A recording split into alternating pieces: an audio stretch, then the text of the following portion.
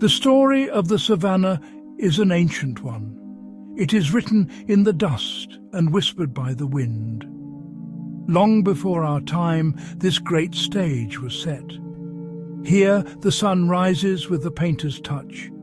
It spills gold and crimson across the vast open sky. The air is cool and still. It holds the secrets of the night. A single acacia tree stands silhouetted against the growing light. Its form is a timeless symbol of this land. This is a world waking up, stretching its limbs under the immense African sky. The first breath of day carries a promise of life and of struggle.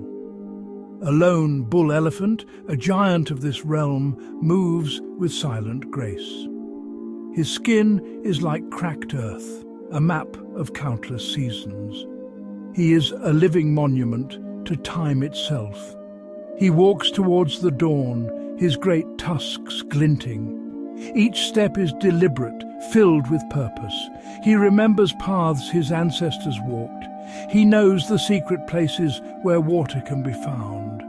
The savannah is his kingdom, and he is its gentle, powerful guardian. His presence is a comfort, a steady rhythm in the heart of this wild place. He is a reminder that strength is not always about the hunt, but about endurance. In the tall grass, a family of zebras stirs. Their striped coats are a dazzling puzzle of black and white. They are a flowing river of life, always moving, always watchful. A young foal stays close to its mother's side. It learns the first, most important lesson of the savannah stay with the herd. Their collective eyes and ears work as one. They search for any sign of danger that the new day might bring. The patterns on their backs are more than just decoration. They're a clever trick of the light, designed to confuse the eyes of a predator. Every creature here has a part to play in this grand unfolding drama. The air begins to warm.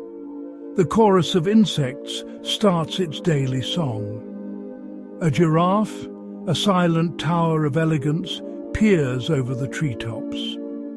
It sees the world from a different perspective. Its long neck allows it to reach the tender leaves that others cannot.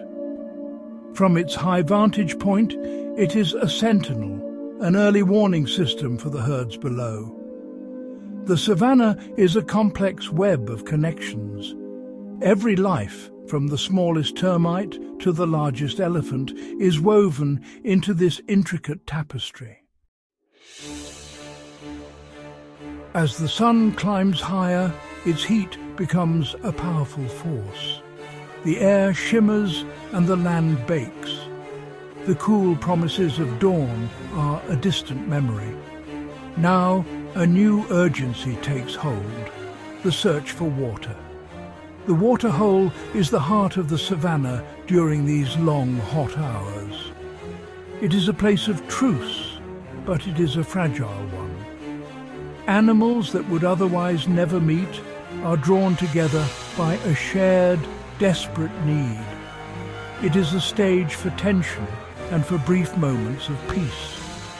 Here, the rules of everyday life are temporarily suspended, replaced by the single, overriding law of thirst. A herd of wildebeest approaches with caution. They are nervous creatures, their eyes wide with apprehension. They move as a single, restless entity, their hooves kicking up clouds of fine red dust. They know that where there is water, there is often danger. Predators lie in wait, hidden in the surrounding scrub. The wildebeest hesitate at the water's edge, their instincts warring with their thirst. One brave individual finally lowers its head to drink. The others watch, and then, slowly, they follow. The sound of their drinking is a soft, rhythmic lapping in the hot, still air. From the muddy shallows, a different kind of power emerges.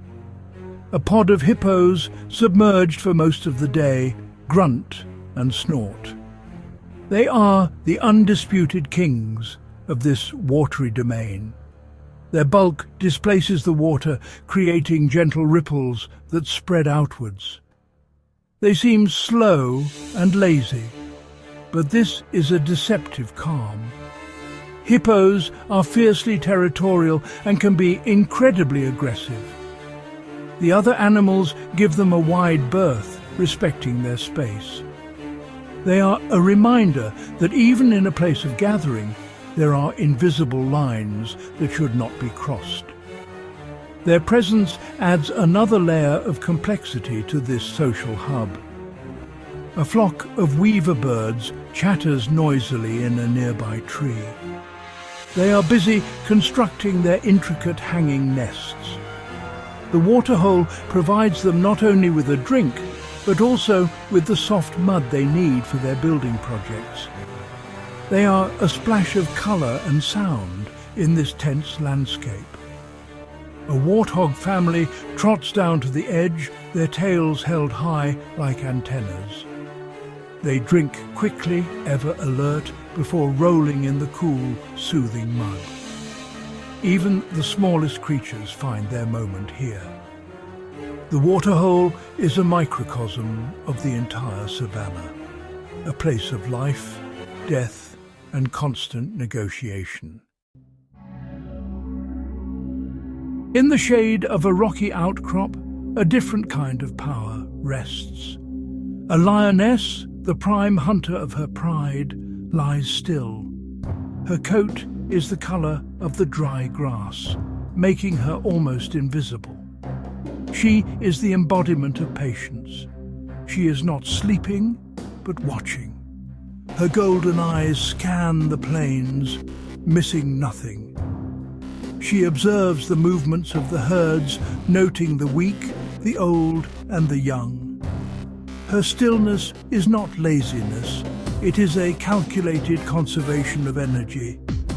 She knows that the hunt will require an explosive burst of power, and she must be ready when the moment comes. Her cubs tumble and play nearby, their mock fights a rehearsal for the serious business of their future lives. They are oblivious to the tension in their mother's body. For them, the world is a playground, but for her, it is a constant challenge of providing and protecting. She must feed them, and she must teach them the brutal lessons of survival. Her gaze softens for a moment as she watches them, a flicker of maternal tenderness. But soon her attention returns to the plains. The sun is beginning to sink, and the cool of the evening will be her time to act. The target is chosen. A lone zebra has wandered a little too far from the safety of its herd. It is a subtle separation, almost unnoticeable. But the lioness has seen it. She begins to move, her body low to the ground. Each step is placed with an incredible silent precision. She uses every dip in the land, every clump of grass, as cover. This is a deadly dance that has been performed for millennia. It is a contest between the hunter's skill and the prey's awareness. The wind is in her favour, carrying her scent away from the unsuspecting zebra. The tension is almost unbearable. The distance closes. The zebra senses something, a flicker of unease. It lifts its head, its ears swiveling. But it is too late. The lioness explodes from her cover.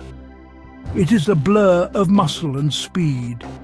The chase is short and brutal. The savanna, which was a moment ago a scene of grazing peace, is now a theatre of life and death. The other zebras scatter, their alarm calls echoing across the plain. The hunt is over. For one, life has ended. For the others, the pride, life will continue for another day. This is the harsh, unchangeable law of the savannah. As dusk settles, another power stirs in the shadows. They are the creatures of the twilight and the dark. The spotted hyena clan emerges from their den. Their whooping calls, often misunderstood as laughter, echo across the cooling plains. Now they are not mere scavengers, content with leftovers. They are intelligent, powerful, and highly successful hunters in their own right. The clan is led by a dominant female, the matriarch. Her leadership is absolute. Their social structure is complex and fascinating, a society built on cooperation and communication. They move as a unit, a fluid and formidable force. Their loping gait can cover vast distances with surprising efficiency. They are built for endurance. Their senses are incredibly sharp. They can smell a kill from miles away, or they can sense the vulnerability of a potential prey. Tonight, they have picked up the scent of the lioness's kill. A challenge is brewing. In the savannah, possession is everything, and the spoils often go to the boldest or the most numerous. The hyenas are both. Their calls become more excited as they draw closer. The lioness stands over her kill, growling a warning. She's outnumbered and she knows it. The hyenas circle, their whoops and giggles creating a disorienting chorus. It is a battle of nerves. They dart in and out, testing her resolve. This is not a fight to the death, but a calculated contest for resources. The hyenas are masters of this kind of psychological warfare. They are relentless. Their confidence grows with their numbers, a wave of pressure building against the solitary hunter. The air is thick with aggression and the promise of conflict. Eventually, the pressure becomes too much. The lioness, unwilling to risk serious injury for a single meal, makes a strategic retreat. She snarls one last time and melts back into the shadows. The clan descends on the carcass with a ferocious hunger. There is no ceremony here, only efficiency. In a remarkably short time, they will consume almost everything, bones included. They are the clean-up crew of the savannah, ensuring that nothing goes to waste. Their role is vital, a crucial part of the cycle of consumption and renewal. They are the other side of the night, a powerful and often misjudged force. The savannah sky is a canvas for dramatic change. After weeks of relentless heat and dust, a shift is coming. The air grows heavy and humid. The light takes on a strange yellow quality. In the distance, dark clouds gather like a bruise on the horizon. They build upon themselves, growing into towering fortresses of grey and black. The animals feel the change. There is a restlessness in the herds. The birds fall silent. An ancient primal anticipation hangs in the air. This is the promise of rain, the life-giving force that will transform the parched land. The first sign is the wind. It picks up suddenly, whipping the tall grasses into a frenzy. It carries the smell of wet earth, a scent so powerful it seems to awaken the very soul of the savannah. Dust devils dance across the plains, swirling columns of red earth reaching for the sky. Then comes the first distant rumble of thunder. It is a low, deep vibration that you feel in your chest as much as you hear with your ears. The sky is split by a jagged fork of lightning, a momentary brilliant flash that illuminates the darkening landscape in stark detail. Then the heavens open. The first drops are huge and heavy, splattering in the dust like scattered coins. Within moments, it becomes a torrential downpour. It is a deluge, a wall of water that washes the world clean. The rain drums a deafening rhythm on the baked earth. Rivers of muddy water form in an instant, carving new paths through the landscape. For the animals, it is a time of both relief and challenge. The life-giving water is here, but the storm itself is a powerful and dangerous force. The herds huddle together, their backs to the driving wind and rain. As quickly as it began, the storm passes. The clouds break apart and a final golden light floods the plains.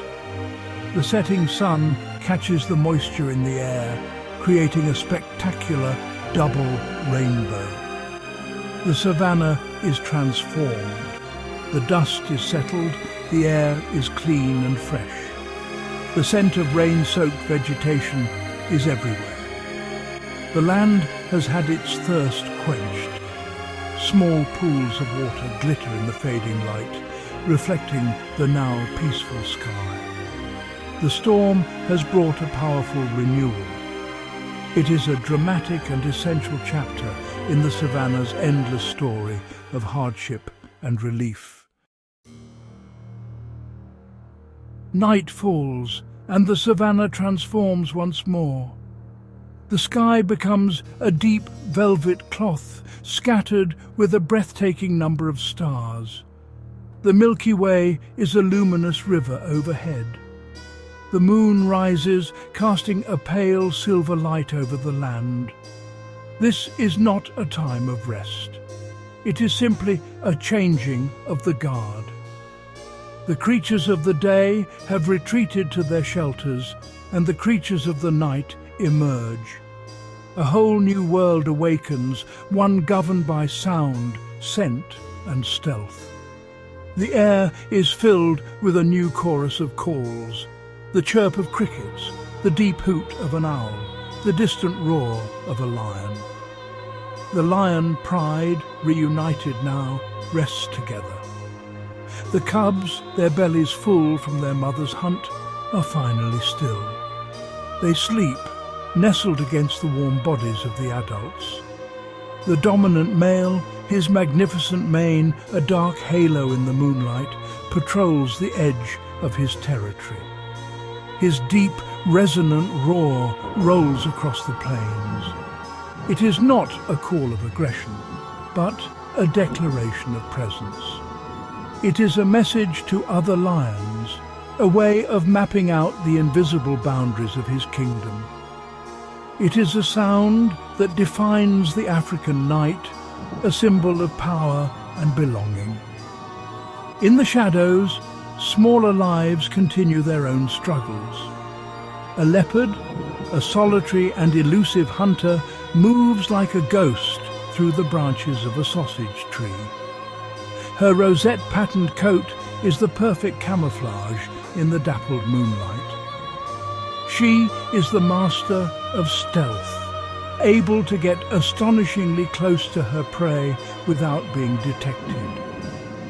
Elsewhere, a porcupine shuffles through the undergrowth, its sharp quills a formidable defense against any predator foolish enough to attack. Every niche is filled, every creature equipped with its own unique tools for survival in this nocturnal world. This is the great, unending cycle. Day follows night, and life follows death.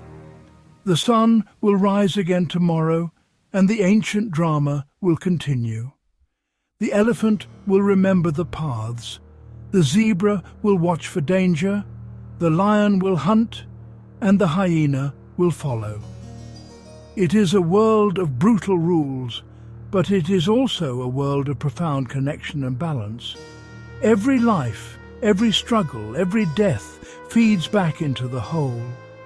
It is a story that has been playing out for eons and will continue long after we are gone. It is the story of the Savanna, a testament to the enduring, beautiful and savage power of nature.